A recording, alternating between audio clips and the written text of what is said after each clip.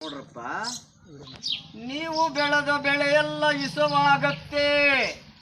ನೀವೇನು ಬೆಳೀತಾ ಇದ್ದೀರೋ ಕವಳಿ, ಜೋಳ, ಸಜ್ಜಿ, ಇದ್ಯಾವುದು ನೀವು ತಿನ್ನಲ್ಲ. ಇನ್ನು ಮುಂದಕ್ಕೆ ಎಲ್ಲ ಇಸವಾಗತ್ತೆ.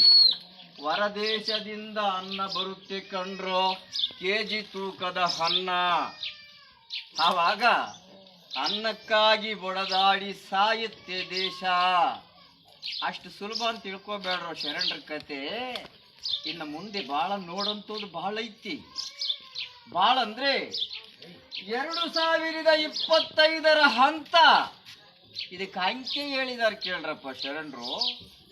ಅಂಕೆ ಅಂದರೆ 3,06,48,000. 3,06,48,000 ಮಂದಿ ಈ ಭೂಮಿ ಮೇಲೆ ಸಾಯಬೇಕು 25 ಹಂತ ಅಂತ ಹೇಳಿದ್ದಾರೆ. ಆವಾಗ ಸ್ವಲ್ಪ ವಜೆ ಕಡಿಮೆ ಆಗತ್ತೆ, ಭೂಮಿ ಮೇಲೆ ಭಾರ ಕಡಿಮೆ ಆಗುತ್ತೆ ಅಂತ ಹೇಳಿದ್ದಾರೆ. ಎದಕ್ಕಂದ್ರೆ ಪಾಪ ಜಾಸ್ತಿ ಆಗ್ಬಿಟ್ಟೈತಿ. ನಂದು ಅನ್ನೋದು ಹೆಚ್ಚಾಗಿದೆ. ಶರಣರು, ಗುರುಗಳು, ತಂದೆ, ತಾಯಿ ಯಾವುದೂ ಇದಕ್ಕಿಲ್ಲ. ಇದೇನು ಮಾಡ್ತೈತಿ ಅಂದ್ರೆ ನನ್ನದು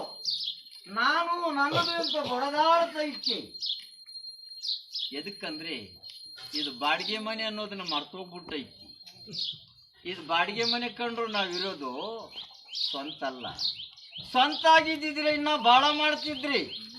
ಇದು ಬಾಡಿಗೆಗೆ ಬಂದಿದ್ದೀವಿ. ಅವ್ನು ಖಾಲಿ ಮಾಡು ಅಂದಾಗ ಬಿಟ್ಬಿಡ್ಬೇಕು. ಆ ಮನೇಲಿ ಇದ್ಕೊಂಡೆ ಇಷ್ಟು ಆಟ ಆಡ್ತಾ ಇದ್ದೀವಿ.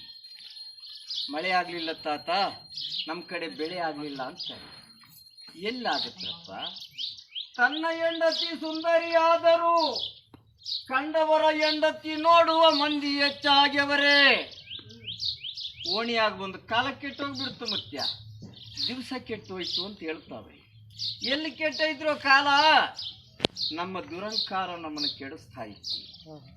ಈ ಅಹಂಕಾರ ಒಂದು ದಿನ ಓಂಕಾರವಾಗಿ ಹೋಗುತ್ತೆ ಅಂತ ಶರಣರು ಹೇಳಿದ್ದಾರೆ.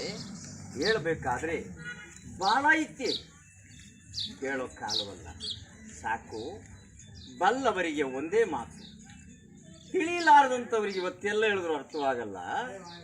3 ಕನ ಮುಂದೆ 100 ಕಾಲು ಪ್ರಸಂಗಗಳನ್ನು ಹೇಳಿದರೆ ಗೋರಿಕಲ್ಲಿನ ಮೇಲೆ ಮಳೆ ಸುರಿದಂತೆ. ಅವನಿಗೇನು ಅರ್ಥವೇ ಆಗಲ್ಲ. ಬಲ್ಲವರಿಗೆ 3 ಅಕ್ಷರ.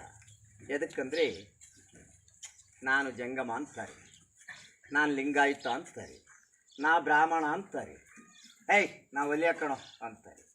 ಯಾವುದೈತ್ರೋ ಇದರಲ್ಲಿ?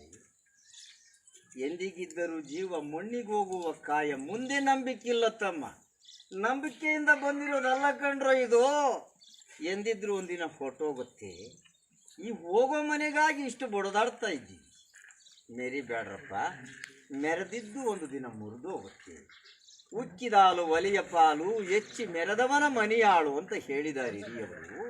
ಅದು ಯಾವತ್ತಿದ್ರೂ ಹಾಳಾಗಂತೋದು. ಈ ನಾನು ಅನ್ನೋದೈತಲ್ಲ, ಇದರಲ್ಲಿ ನಮ್ಮ ಶರಣರು ಹುಬ್ಬಳ್ಳಿ ಸಿದ್ದಾರೂಢರು ಒಂದು ವಿಚಾರವನ್ನು ಹೇಳಿದ್ರು. ಅವ್ರೇನೇ ಬರೆದಿಟ್ಟು ಹೋಗ್ಯವ್ರಂದ್ರೆ, ವಾಣಿಯು ನುಡಿಯುವಾಗ ಅಪಸರವು ನುಡಿಯಬಾರದು. ದೇಹ ಸುಟ್ಟ ಶರಣರ ಕೂಡ ಹೆಚ್ಚು ವಾದ ಮಾಡಬಾರದು. ನಾನೇ ಅನ್ನೋ ಅಹಂಕಾರ ಮಾನವನಿಗೆ ಬರಬಾರದು. ಈ ನಾನೇ ಅನ್ನೋ ಅಹಂಕಾರ ಯಾರಿಗೆ ಬರುತ್ತೋ ಅವನು 3 ದಿನವೂ ಇಲ್ಲಿರಲ್ಲ. ಸಾಕು, ಎಷ್ಟು ಹೇಳಿದ್ರೂ ಇದರ ಕತೆ ಕೊನೆ ಇಲ್ಲ. ಸಾಕಾಗಿ ನಮ್ಮದು ಶರಣರ ಆಶ್ರಮವಾಯಿತು. ನಾವು 1-2 ವರ್ಷಕ್ಕೆ ಈ ಊರಿಗೆ ಬರ್ತಾ ಇರ್ತೀವಿ. ಕಾರಣಕ್ಕೆ ಸಾಕ್ತಾ ಇರ್ತೀವಿ. ಸಾಕಾಗಿರಲಿ. ಎಷ್ಟು ಹೇಳಿದ್ರು, ಇವತ್ತೆಲ್ಲ ಹೇಳಿದ್ರು ಅದೇ ಶರಣರ ಕತೆ. ಇದನ್ನು ಬಗದಷ್ಟು ಮಣ್ಣು ಇದ್ದೇ ಐತೆ ಭೂಮಿಯಲ್ಲಿ.